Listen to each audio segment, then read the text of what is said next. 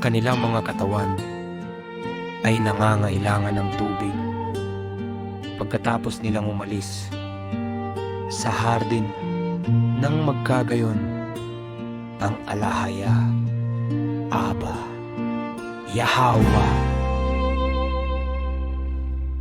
na maawain at mahabagin, ay tumingin sa kanila na nakahandusay sa tubig at nasa bingit ng kamatayan, at nagsugo ng isang anghel na naglabas sa kanila mula sa tubig, at pinihiga sila sa baybayin na parang mga patay.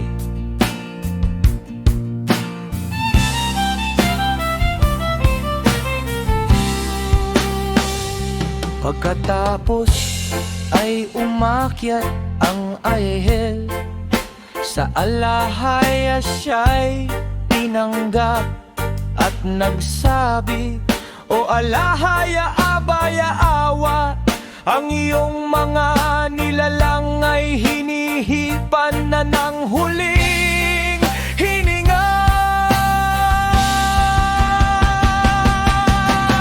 Nang magkagayon, sinugo ng alahaya, Yahawa, ang kanyang salita.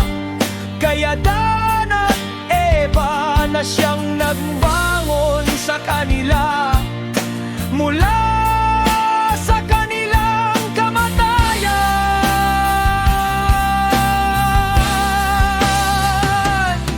At sinabi ni Adan, pagkatapos siyang buhayin muli, "O alahaya, Aba, Aba, Yahawa, noong kami ay nasa hardin, hindi namin kailangan o inintindi ang tubig na ito.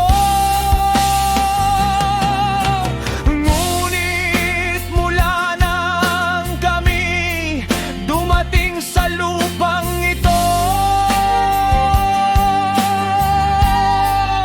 hindi na kami maaaring mabuhay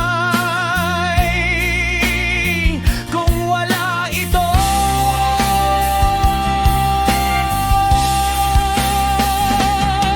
At sinabi ng alahaya kay Adan, "Nang ikaw ay nasa ilalim ng aking utos at isang maningming ng anal, hindi mo nakilala ang tubig na ito."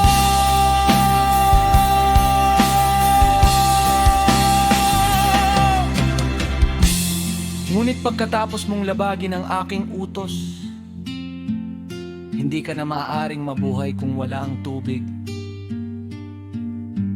na siyang maghuhugas sa iyong katawan at magpapalago nito, sapagkat ito ngayon ay tulad ng sa mga hayop at nangangailangan ng tubig.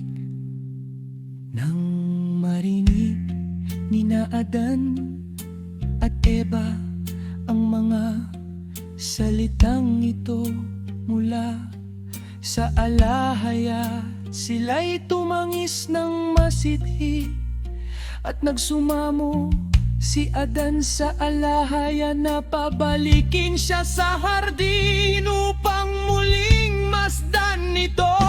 Ngunit sinabi ng alahaya kay Adan, "Ako'y gumawa na ng pangako sa iyo.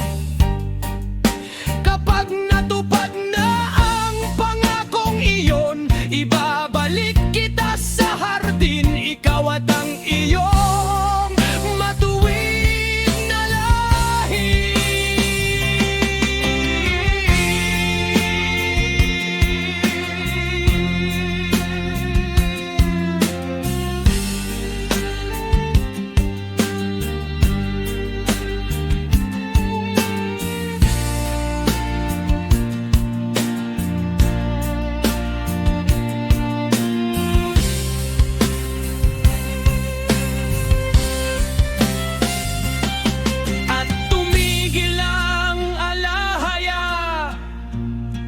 Sa pakikipag parusa.